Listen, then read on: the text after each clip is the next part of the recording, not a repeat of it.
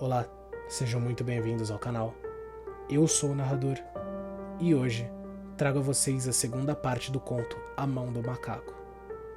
Então coloque os fones, apague as luzes e boa história. Na manhã seguinte, enquanto tomava o café da manhã sob a luz do sol invernal, que pairava sobre a mesa, Herbert riu de seus tremores. Havia na sala um ar de prosaica rigidez que faltara na noite anterior, e a mão do macaco, enrugada e suja, atirada negligentemente sobre o aparador, não inspirava nenhuma grande crença em suas virtudes. Eu creio que todos os velhos militares são iguais, disse a Sra. White. Que ideia nossa dar ouvido a essas tolices, como se pudesse acreditar nos dias de hoje em talismãs que nos concedem desejos. E se 200 libras forem-lhe concedidas, que mal poderá acontecer, pai? Será mal se as libras caírem do céu bem em cima da tua cabeça, disse Herbert frivolosamente. Segundo Morris, as coisas aconteciam com naturalidade, que você, se quisesse, poderia considerar uma coincidência. Bem, não lance mão do dinheiro antes que volte, disse Herbert ao se levantar da mesa. Temo que o senhor se transforme em um homem mau e avarento e que nós tenhamos que repudiá-lo. A mãe sorriu, acompanhou-o até a porta e o viu se afastar pela entrada. De volta à mesa, ela parecia se divertir com a credulidade do marido, mas isso não a impediu de correr à porta quando o carteiro bateu, nem a fazer referência a majores reformados beberrões, quando descobriu que o correio trouxera apenas a conta do alfaiate. Com certeza, Herbert fará outra observação irônica quando voltar, disse ela, quando se sentaram para jantar. Sem dúvida, disse o Sr. White, servindo-se de um pouco de cerveja. Mas seja como for, a coisa se contorceu na minha mão. Eu juro que sim. Você imaginou que ela se mexeu, disse a Sra. White suavemente. Eu estou dizendo que se mexeu, o outro replicou. Quanto a isso, eu não tenho dúvidas. Eu tinha acabado... O que houve? A mulher não respondeu.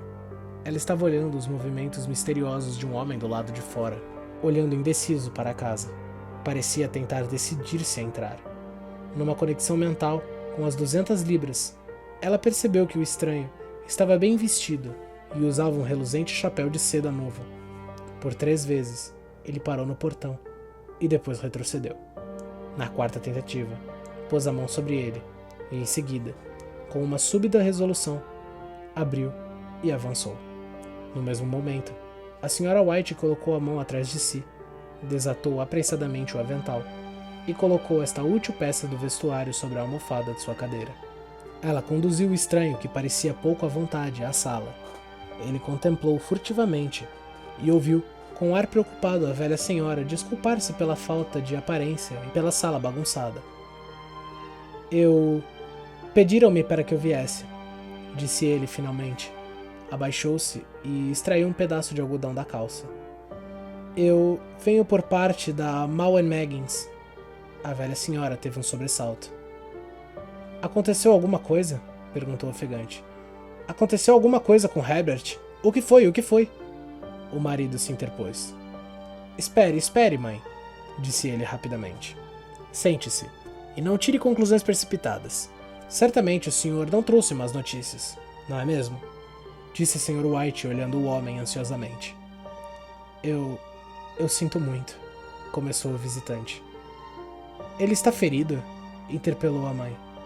O visitante inclinou-se assentindo. Gravemente ferido, ele disse em voz baixa.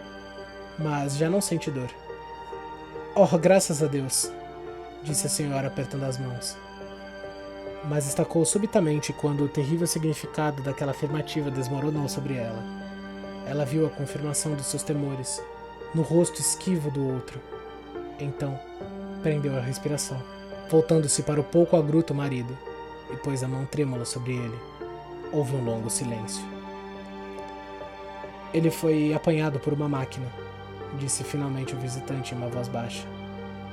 Apanhado por uma máquina? Repetiu, atruído, o Sr. White. Ele se sentou olhando fixamente pela janela, tomando a mão da mulher entre as suas. Apertou-a como costumava fazer nos tempos de namoro, há cerca de 40 anos. Ele era o único filho, disse ele, voltando-se para o visitante. É difícil.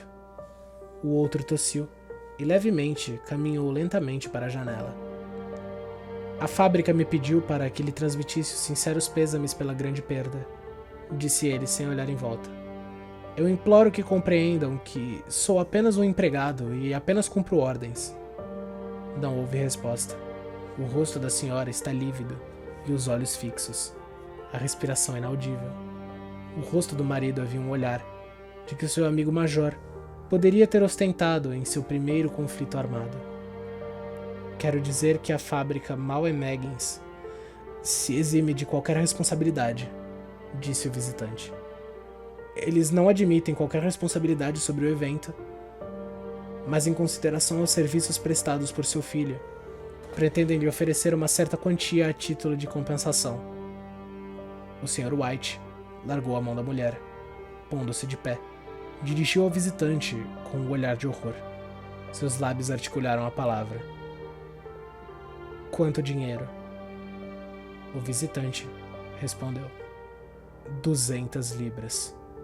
Sem atinar para o grito da esposa, o velho sorriu debilmente, estendeu a mão como um homem cego e caiu desfalecido, como um fardo no chão.